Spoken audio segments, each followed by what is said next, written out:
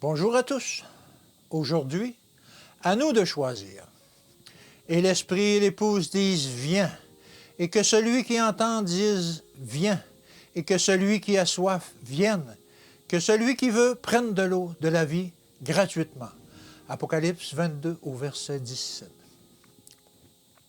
L'œuvre de votre salut et du mien dépend entièrement de nous, car il nous appartient d'accepter les mesures qui ont été prises pour nous.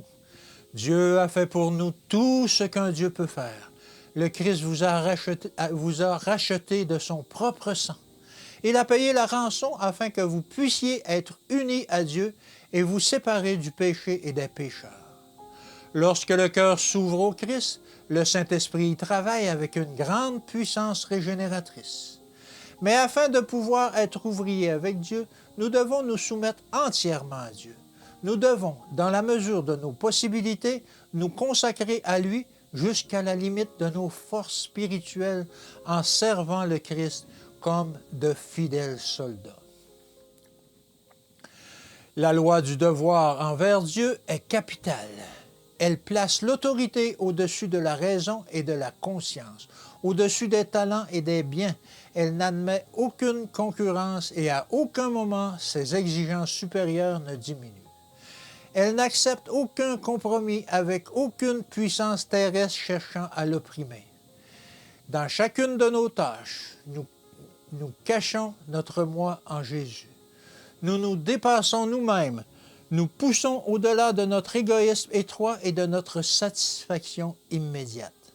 L'obéissance à Dieu met l'âme en harmonie avec les lois les plus élevées de l'univers. Elle donne de la dignité et sa véritable grandeur est à la plus humble des tâches placées sous le patronage du Christ. Elle couronne des plus hauts honneurs la plus humble des situations de cette vie, alliant les hommes à Dieu et unissant ses intérêts au plan et au but qui existent depuis toujours dans la pensée infinie. Le Seigneur Jésus a payé le prix pour nous, non pour obtenir un simple consentement à la vérité, mais pour un service accompli de tout cœur. Il désire recevoir l'hommage de votre âme. Vous ne pouvez cesser de croire que vous devez faire la volonté de Dieu. Vous ne pouvez pas davantage échapper à l'obligation du devoir que vous ne pouvez fuir la présence de Dieu. Vous ne trouverez le vrai bonheur que dans l'obéissance à Dieu.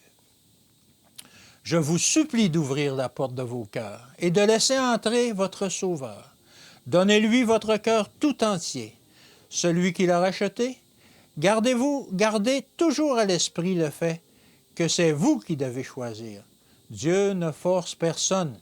Il vous a choisi et il a gravé votre nom dans la paume de ses mains. Ne voulez-vous pas vous donner entièrement à lui? Le temps est court. Vous n'avez pas un seul instant à perdre. La parole divine est entre vos mains comme une lampe à vos pieds et une lumière sur votre sentier. Bonne journée à tous.